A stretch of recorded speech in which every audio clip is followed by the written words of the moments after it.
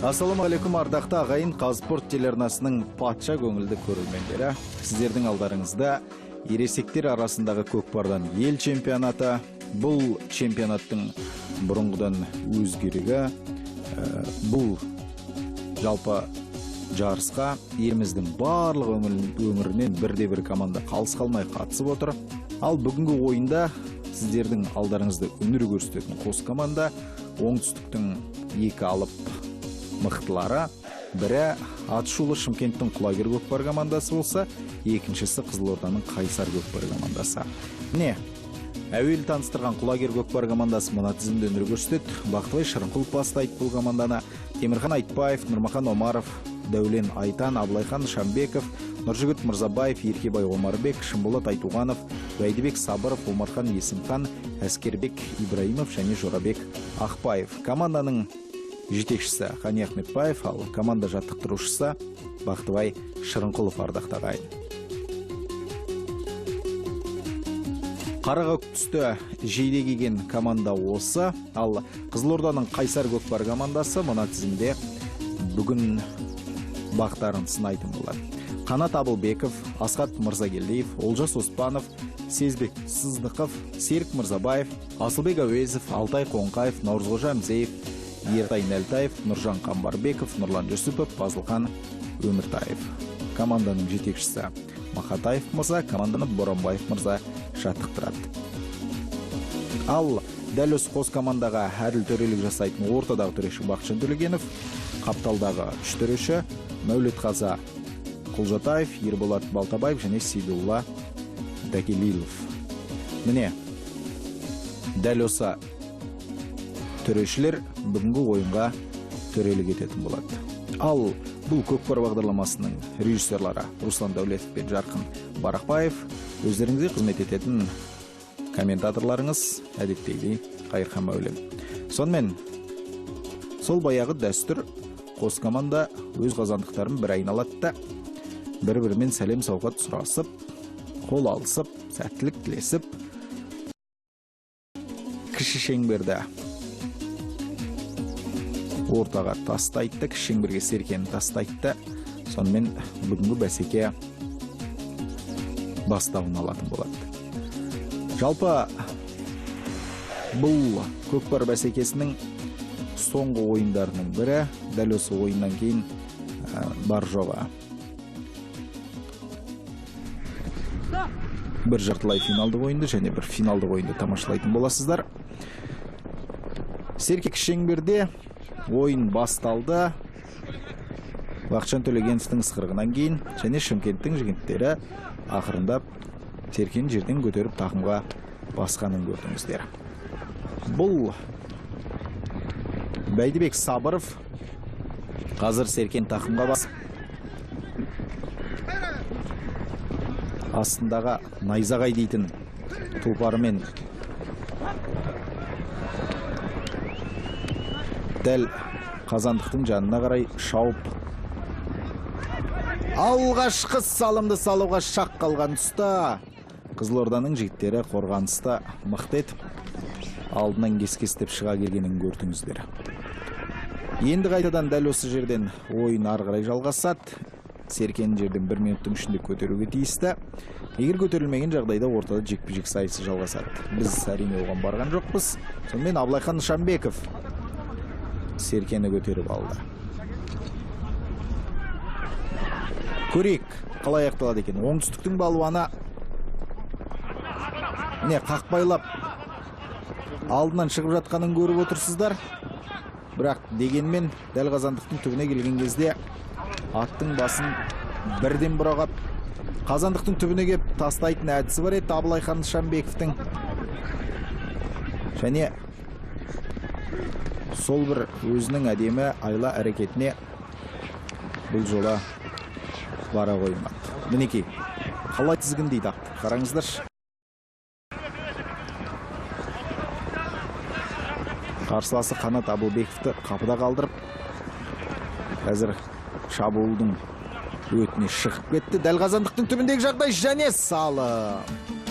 Өте тамаша салым. Асықпай, аптықпай қарсыластарын артта қалдырды да Абылайхан Шамбеков осылайша әуелгі салымның авторы атанды. Бәрекелді. Жарайсыңнан басқа айтар жоқ. Абылайхан Шамбеков жарада.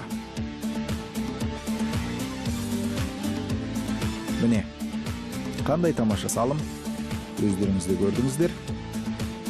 Қарсыластар тіпті жетіп үлгере алмай қалды.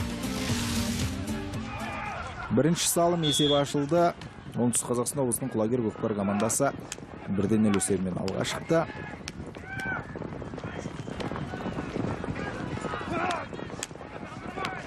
Міне, жерден тағы да серкені көтерген Шымкенттің жігіттері бұл жолы Бәйдібек Сабыров еңкейгенін көрдіңіздер.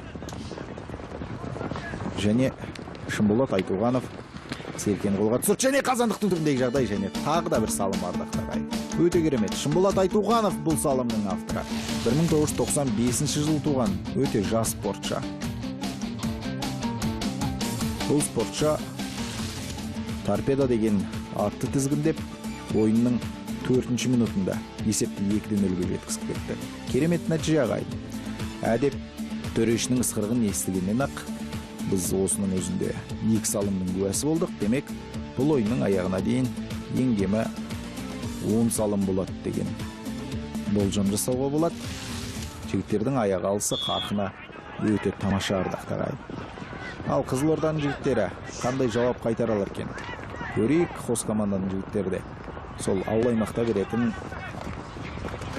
үлкен астарда жаппай көкпарды шауып жүрген жігіттер бір-бірін өте жақсы танып, бірге жаттығу жасамаса да бір-бірінің аяқ алыстарын сезетін, түсінетін, білетін балуандар. Сондықтан бұл ойын қос команданың жігіттеріне де қиын болмаса оңайға соқпайтын түсінікті. Қараңыздар, не деген көрініс? Аттан бір аунап секіріп түскеннің өзінде жерге жығылмай қайтадан тұрып сол атты тізгіндеп кете бару дейтін бұл жігіттің жігітіне ғана тән қасиет қой. Қараңыздар, аттан түсіп қалмай. Не деген бұл ерлік десеңізші. Әрине бұл жерде қарсыластарының кінәсі ешқандай да аттың өзінің командалас тұлпарына сүрініп жығылып қалған сәтті көрдік. Қызылорданың жігіттерінің осындайда расымен де нағыз қазақ осы ғой деп Қадыр Мырзали айтпақша, нағыз қазақ міне осы танық қой деген келеді ардақтар ай. Сонымен Қызылорданың тақымында кеткен серкеге жабысқан Шымкенттің жігіттері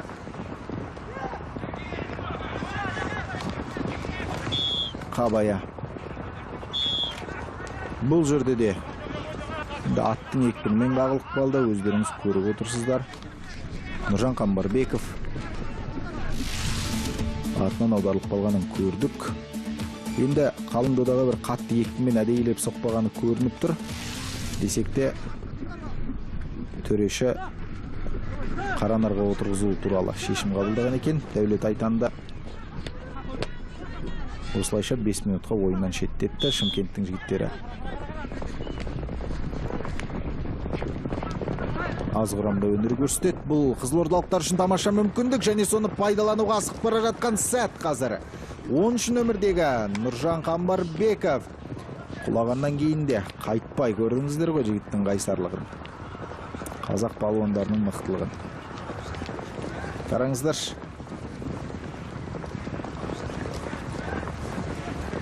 Қазандықтың түбінде келіп әлде болса нәтижелі шабуылдың қорытынды шығара алмай жатыр. Шымкенттің жігіттері қақпайлап өздері аз болса да тура алдына келіп кес-кесті. Қай жағынан шығып қалғанын түсінбейсің, шіркін ай.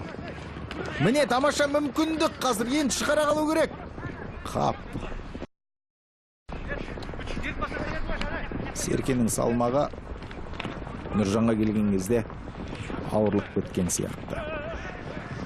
Міне Шымкенттің жігіттері қайтадан тартып алды. Нұрмахан Омаров қазір Серкен тақымдап Қазандыққа қарай шауып келеді және алдына өңгеріп алған сәтті көріп отырсыздар. Бұл салым салуға керемет мүмкіндік деген сөз ардақтағай. Бірақ Қазандықтан алыстап барады. Жалпы Нұрмахан Омаровтың Серкені тақымына басса Қазандықтың ішіне түсірмей қоймайтын бір тамаша әдеті бар, және соған тағы басып 3-0 есебіне жеткізді. Өте тамаша ардақтағай Нұрмахан Омаров. 1986 жыл туған шабандоз. Астында тұлпары Темуджин деп атаған екен. Оңтүстік Қазақстан облысының палуаны ойынның 9 минутында осылайша есепті 3-0-ге жеткізіп тастады. Керемет. Қараңыздар, қос қызылордалықтың қапталында келе жатқан. Екеуін де қапыда қалдырып, Серкені қазандықтың ішіне бір-ақ түсірді, міне. Жалпы, салым салған кездегі жігіттің шеберлігі осылай болу керек. Ешқандай уақыт күтпей бірден Серкені тақымнан шығара салып, қазандықтың ішіне дөп түсіруге ыңғайлану, бұл нағыз көкпаршысының қолынан келетін дүние. Нұрмахан Омаров осындай өзінің шебер маман екенін көрсете білді. Сонымен, шеңберде жатқан Серке 1 минуттың ішінде жерден көтерілуге тиіс. Бұл ұлттық спорт түрлері қауымдастығы мен дене шынықтыру істері комитетінің бекіткен бірлесіп ережесі. Тағы да біз қазір Темірхан Айтбаевтың Серкен жерден көтеріп қазандықтың түбіне келіп салым салған сәтіне куә болдық ардақты ағайын. Темірхан Айтбаев 1982 жыл туған шабандоз. Оңтүстік Қазақстан облысының балуаны Байтор дейтін тұлпармен араға 1 минут салып, 10 минутта ойынның 4-ші салымға қол жеткізді. Құлагердің қоржынында 4 салым. Алла. Қызылордалықтардың қоржыны бос болып тұр. Шымкенттіктердің жалпы шымыр жігіттер екені көрініп ақ тұр. Командадағы бір спортшы қаранырға отырғызылып 5 минутқа ойыннан шектетілгеннің өзінде 2 салымға қол жеткізді. Бұл керемет көрсеткіш ардақты ағайын. Міне, қазір ауыздықтан тартып дұрыдан шығаруға тырысып жатыр. Омырхан Есімхан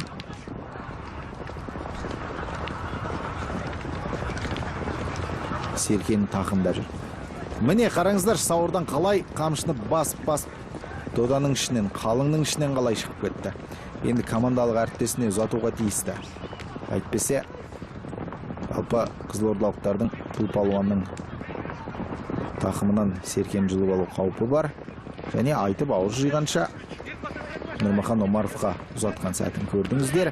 Міне Нұрмахан Омаров тақымға басты да бірден аттың тізгінің кері бұрып, міне қараңыздар, түх қалай өтіп кетті, шіркін-ай. Не деген ептілік.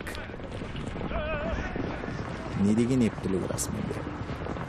Қазір тағы да дәл сондай көрініске куә болатын сияқтымыз, және қазандықтың түбінде. Бірақ дәл сәт келген кезде қарсыластары аттың тізгінін бұра қалып, бірден тоқтата қалып қазандықта Серкені тақымға басып алу, бұл ардақтаған шынымен де кез келген адамның қолынан келе бермейді. Міне, Нұрмахан Омаров тағы бір шеберлігін танытуға шақ қалып тұр.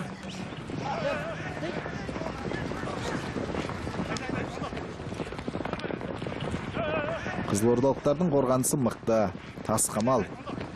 Бірақ қазір сытылып алға шығуға мүмкіндік. Және қақпайлап командалық әріптестері Нұрмаханға тамаша жағдай жасауда. Қазір салым болатын сыңайлы. Қазандыққа жақындай түсу керек, атты тебініп. Шіркін-ай, осы доданың басынан асырып салса дейсің.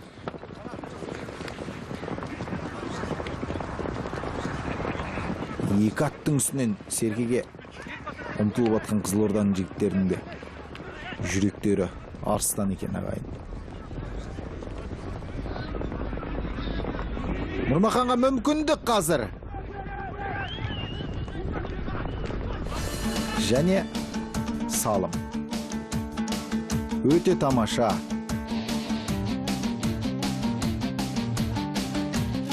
Ардақты ағайын, қандай керемет салым болды, көрдіңіздер өздеріңізде. Нұрмахан Омаров тағы да бұл салымның авторы. 1986 жыл туған шабандоз, тағы бір таныстыра кетейік, Темуджин дейтін тұлпарымен осылайша әдемілеп тұрып салымды салып берді. Негізі байқасаңыздар бұл жерде барлық еңбек Нұрмахандікі, Серкен алып келген, бірақ Дәулет Айтан көмектескен екен салым салуға. Әрине, команда болғаннан кейін осындай керемет ойын көрсетуге тиісті.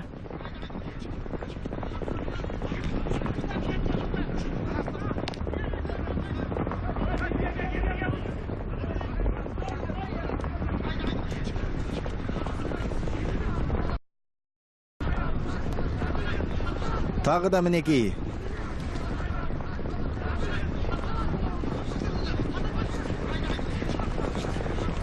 Қызылорданың жігіттері шабуылға көшті. Наурызқожа Әмзиев бұл жолы. Ортадағы жекпе-жек сайысының хас шебері. Найза дейтін тұлпарымен қазір қазандықтың түбінде және салым салуға мүмкіндік бар сияқты. Қараңыздар, қалай қақпайлап ұстап тұр. Шіркін-ай, міне тамаша салым ардақтар. Ой, керемет. Қараңыздар, не деген жылдамдық. Қайталап көріністі қосып отырмыз тағатыстана. 1993 жыл туған небәрі, өте жас шабандоз. Қазақы күреңмен Қызылорда облысының ойыншысы ойынның 15 минутында осылайша салып. Қараңыздар, не деген жылдамдық бұл жерде. Бір қолдың күшімен ақ Серкені тақымнан суырып алды да дәл қазандықтың ішінен бір-ақ түсіп, шаңын бұрқ өткізді былайша айтқан кезінде. Өте тамаша. Өздеріңіз көріп отырғандай, Серкенің ортадағы шеңберге түсуге уақыты жоқ. Қазандықтан қолы босамай жатыр. Шымкенттің балуандары қайтадан көшкен сияқты шабуылға.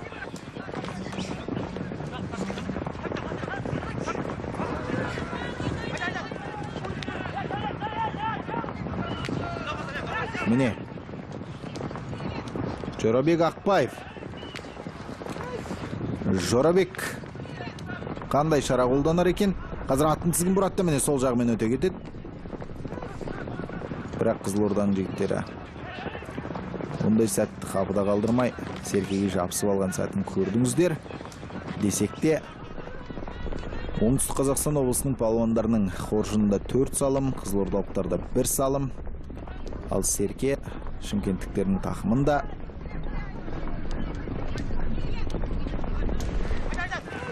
Қазір жетекке алып командалық әріптес Серкенің түбіне, яғни Серкені қазандықтың түбіне алып келуге тырысады.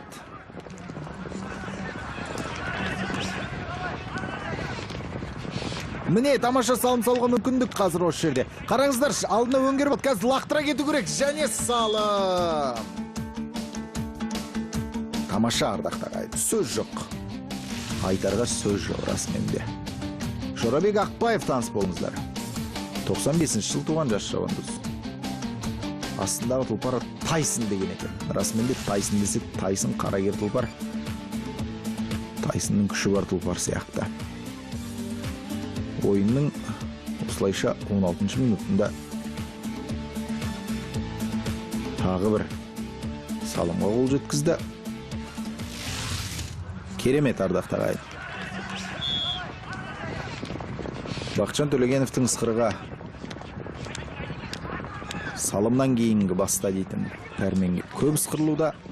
Бұл әрине бізді қуантады, жігіттердің шеберлігін, ептілігін, мықтылығын көрсетсе керекті. Бәйдібек Сабыров қазір дәл қазандықтың түбіне келді де Серкені ақырында тастай салды. Қазір итере кету керек және салым ардақтар ағайын. Бұл енді расымен де оңай түскен салым сияқты болып көрінеді көзге. Десек те, мұндай жеке дара жығып салу қиыннан қиыны. Бұл да 93 жыл туған жас шабандоз. Астындағы Найзағай дейтін тұлпарымен ойынның 18 минутында есепті 7-1-ге жеткізіп тастады. Қараңыздар, кәдімгі әрбір сәт өткен сайын Серке қазандықтың ішінен табылуда.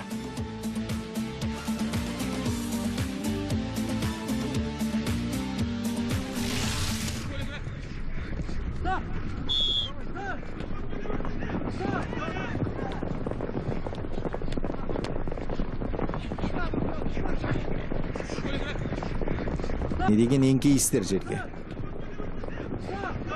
Фазылхан Өміртаев. Қалың доданың арасында қаптаған көкпаршылардың арасында қалып қойды. Шыр айналып атымен қалай шығып кетті. Серке ойын алаңының сыртына шығып кетті қазір. Енді ортада бірінші кезеңнің аяғына жақындаған тұста жекпе-жек сайысы орын алатын болады. Бұл бүгінгі ойынның алғашқы жекпе-жегі. Әрине біз Наурыз Қожамжаевты күтеміз. Бірақ алғашқы 20 минутты осылайша аяқталып қалды ағайын. Құлагер 7-1 есебімен алда. Бірінші кезеңдегі ең керемет есте қалған сәттерді қайталап көрінісін тамашалайық. Одан кейін екінші таймдағы ойын барысын тамашалаймыз.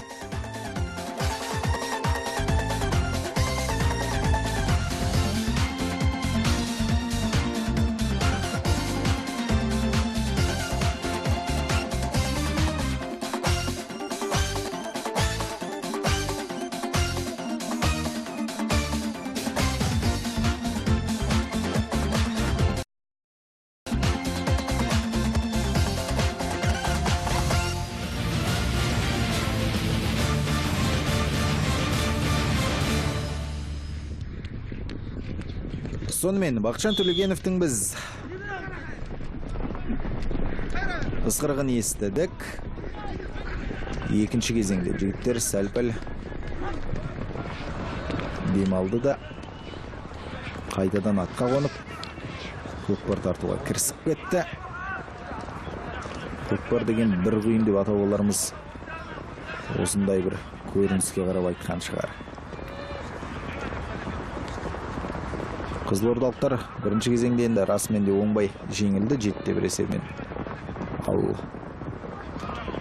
екінші таймдағы қарқындар қалай болар екен дегенмен Омархан Есімхан тағы да Серкені тақымға басып шабуылға шықты. Қараңыздар қалай өтеді шіркін-ай. Кәдімгі атышулы Месси мен Рональдо сияқты.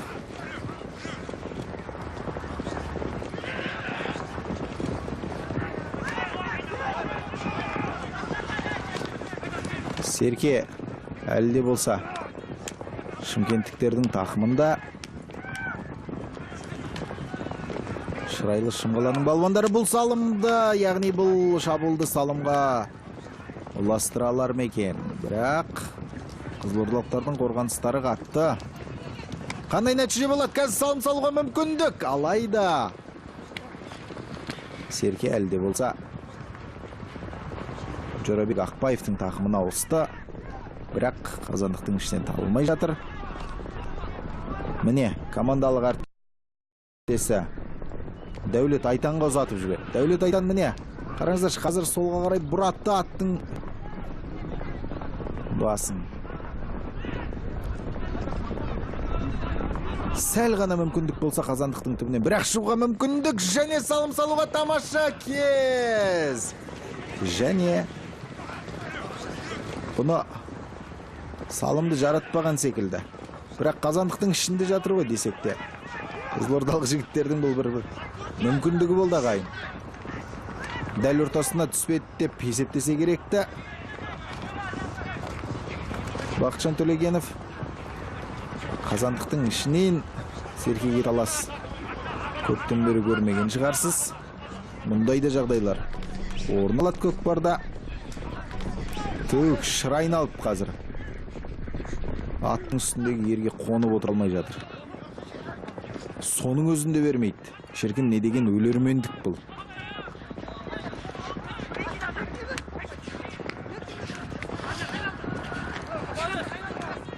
Нұржан Қамбарбековтың осындай керемет тартысты ойын өрнегін көрсетілетін талантты ойыншы екен айтпаса да көзі көрді ағайын. Өзі аттан құлап бара жатса да барын салуда. Негізі бұл жерде қазандықтың бетінен көрінбей қалғаннан кейін салымды есептеуге болатын да шығар, бірақ әрине төрешінің шешіміне талас жоқ. көкпардың номаны. Ортада алғашқы жекпе-жек сайысы, жаңа бірінші кезеңде жете алмай қалған едік. Сонымен Наурызқожа Әмзаев пен Нұрмахан Омаров қазір ортадағы шеңберде Серкеге таласуда. Кімнің мерейі үстем болады? Көрейік.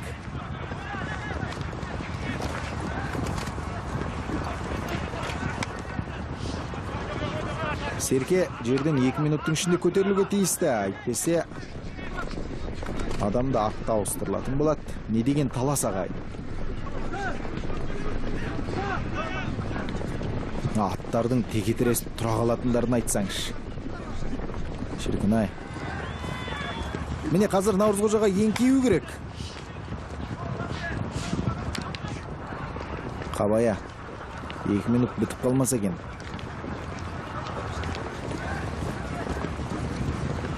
Төк шіркін. Аттар қалай теке-тіресіп тұра қалады. Міне осы сәт пайдалануға тиістеді Наурызқожа, бірақ кішкене жылдамдық жетіспей қалған сияқты. Міне еңкейді және Серкен жерден көтерді. Тақымға басуға мүмкіндік. Қараңыздар. Наурызқожаның бір жақсы әдеті бар. Жерде осы Серкені көтеретті, бірден қазандыққа қарай ұмтылады. Қазір дәл сол керемет көрініске куә болып отырмыз. Және Шымкенттің жігіттері асықпайды, салым салсын деген ниетте сияқты. Және салым. Өздеріңіз көрдіңіздер енді. Құлагердің жігіттері атта асығыстық танытып, қорғаныста қатты қатая қойған жоқ. Сол сәт тамаша пайдаланған Наурызқожа Әмзаев осылайша қоржындарына екінші салымды салды. Бұл спортшы туралы көп нәрсе айтуға болады. 93 жыл туған, Найза дейтін қазақ күреңімен ойынның 26 минутында тағы бір Қызылорданың қоржынына бір салым салды. Бөлетайдан асықпай командалық қарсыласына мүмкіндік бергендей, атты өзінің тұмсығымен Серкен итеріп қазандықтың ішінен шығаруға жағдай жасауда. Серке жерден 1 минуттың ішінде көтерілуге тиісті. Бәйдібек Сабыров тағы да Серкен жерден көтерген және дәл қазандықтың түбіне келді де әдемі салымға қол жеткізді. Жарайсың. Бәйдібек Сабыров тағы да бір таныстыра кетейік. 1993 жыл Оңтүстік Қазақстан облысында туған спортшы. Ойынның 27 минутында Найзағай дейтін тұлпарымен найзағайша жарқ етіп қалың доданың алдынан кес-кестеп өте шықты да көлденеңдеп кеп қазандықтың түбіне бір салымды салып кетті. Өте керемет. Шымкент осылайша қоржынға 8-ші салымды салды. Есеп 8-2. Қызылорданың жігіттеріне қимылдау керек. Қалған 12 минут. 12 салым салмаса да есепті толықтай қуып жетпесе де ұмтылуға тиісті.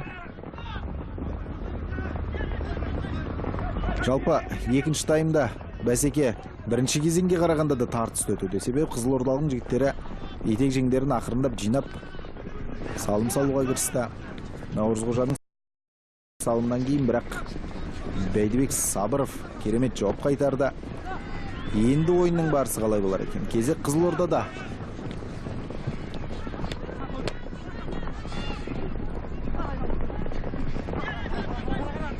Міне, қалың құлагерліктердің арасынан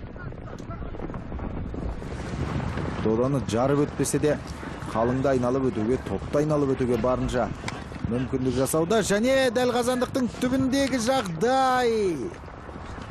Міне салым ардақтар. Өте тамаша. Қайтадан осылайша керемет жауап қайтара білген Қанат Абылбеков. 1979 жыл туған шабандоз. Астындағы тұлпары Байторы. Ойынның 30 минутында 3-ші салымға қол жеткізді Қызылорда үшін. Құлагерліктердің бірден жауап қайтаратын әдемі өнерлері бар еді. Сондай болатын сияқты дәл қазір. Міне Жорабек Ақпаев жеке дара қазандықтың түбіне келді. Бұл салымды салмасқан болмас. Сондықтан өте керемет деп бағалауға тұрарлық. Тағы бір таныстыра кетейік. 95 жыл туған спортшы Жорабек ойынның 31 минутында астындағы жаңаға біз айтқан қара күштің иесі Тайсон дейтін тұлпармен әдемі салымға қол жеткізді. Атты да қараңыздаршы, қазандықтың түбіне келген кезде иесіне ақырындап жағдай жасай бастайды өзі салым салуға. Енді Қайсар командасының жауабын күтіміз. Жалпы бір-біріне екінші таймда әдемі жауап беріп, керемет өнер көрсетуде жігіттер. Алда қалған 7-8 минут, қазір көзді ашып жұмғанша өте шығатыны айтпаса да түсінікті. Алдына өңгеріп алды. Қазір тақымға баспаса Шымкенттің жігіттер тартып алатын түрі бар.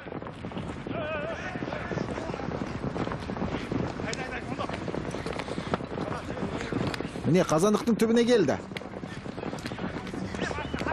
Бірақ қорғаныстың қамалына кеп қақтығысып қалған сәтке куә болдық. Тіке шабат қазандыққа қарай қараңыздаршы.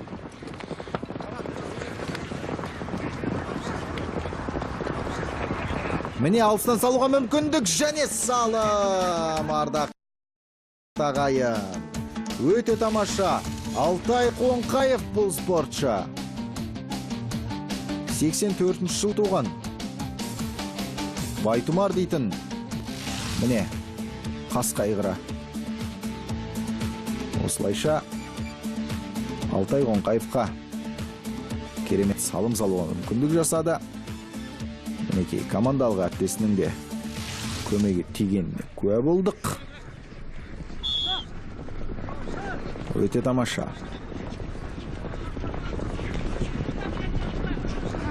Қап. Серкек шеңберден 1 минуттың ішінде көтерілуге тиісті. Егер ондай жағдай орын алмағанда, біз ортадағы жекпе-жек сайысымен жалғастырушы едік, бірақ жекпе-жекке жігіттерде әкелді. Ойын алаңның сыртына шығып кетті. Қос қазандықтың арасында орналасқан дәл ортадағы шеңбер. Екі команданың айтулы екі мықтысы шығып күш сынасатын тамаша жарыс.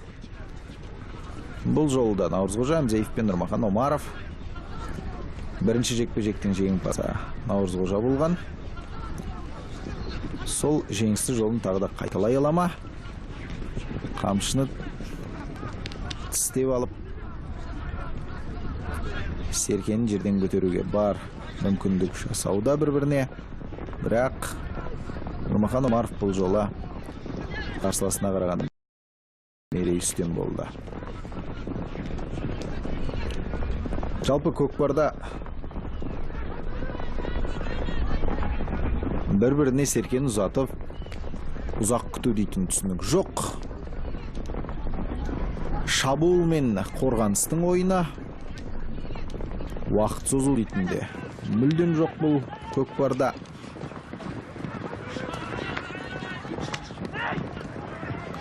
Қабая Серке тағы да сызықтың сыртына шығып кеткенін көрдік. Ортада қайтадан жекпе-жек сайысы. Бүгінгі ойынның 3-ші жекпе-жегі. Нұрмахан Омаров дайындалып тұрған сияқты. Сонымен кімдер шығады? Дәл сол жұп қайтадан ортада кездесті. Ергезек үшке дейін деген болу керек пе? Жеңімпазды анықтайтындай сәтке жеттік. Кімнің мерейі үстем болады? Көрейік. Наурызқожаның астындағы Найза дейтін тұлпар атына затса екен, жан жылып жерге қадала кетеді. Бірақ Серкені жерден әлі көтере алмай жатыр. Қос палуанда. Түг. Не деген күштілік.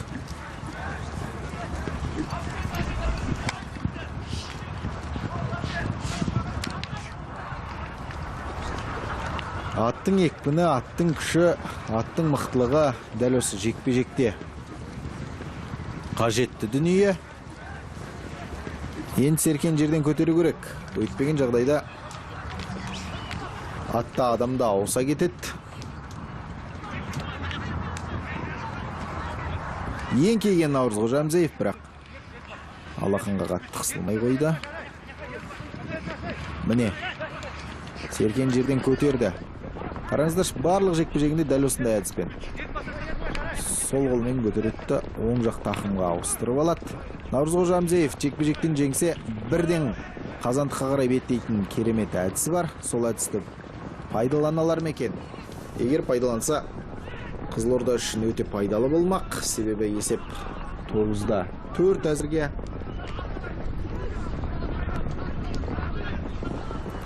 Ойынның аяқталуына да сәл ғана уақыт қалды. Қызылорданың жігіттері есеп көрсеткішін қуып жете алмаса да, айырманы азайтуға мүмкіндік бар. Қазандықтың ішіне Серкемес адам түсіп кетті ағайын. Бұл Шымкенттің 11-ші нөмірдегі ойыншысы Әскербек Ибраимов.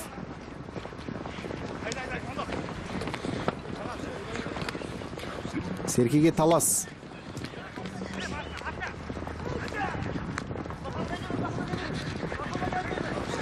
Ойынның аяқталуына небәрі 2 минут қана уақыт қалды. Тіпті одан да аз.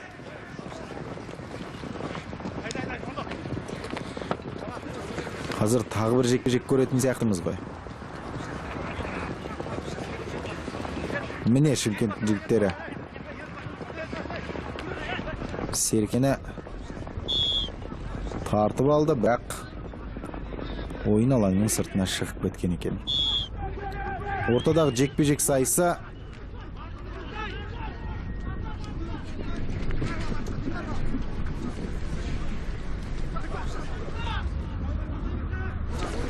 кімдер шығады? Бақытжан Төлегеновтың ысқырығы міне белгісі пәрменін көрдік. Нұрмұхан Омаровқа бұл жолы Алтай Қоңқаев қарсылық танытуға шыққан екен.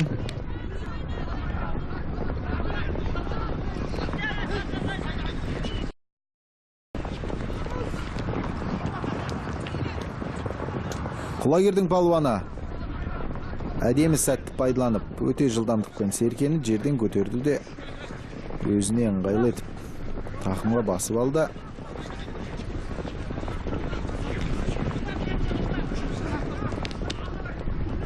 Енді шаба жөнелу керек, бірақ командалық әріптесіне ұзатып берді. Серкені Еркебай Омарбек шабуыл жасауға барын салған. Бірақ төрешінің ысқырығы бүгінгі ойынның аяқталғанын көрсетті. Сонымен ардақты ағайын, 21-ші ересектер арасындағы ел чемпионатының кезекті ойынында Қызылорданың Құлагер Көкпар командасы, кешіріңіздер, Оңтүстік Қазақстан облысының Құлагер Көкпар командасы Қызылорданың Қайсар Көкпар командасын 9-да 4 есебімен жеңді. Өте керемет ойын, қызықты бәсекені тамашаладық. Жігіттерге алғыс айтуымыз керек шығар. Тағы бір естеріңізге сала кетейік, бұл Көкпар бағдарламасы Қазспорт арнасы әрдайым ұлттық жобаларды ұлт жүрегінде ұялатуға бейім. Біздің мақсат, ардақты ағайын, өздеріңізбен жеңіске бірге жету. Көкпар бәсекесін тамашалаған комментаторларыңыз мен Қайырхан Мәулен, бағдарламаның режиссерлары Руслан Дәулетов пен Жарқын Барақбаев. Аман сау болыңыздар.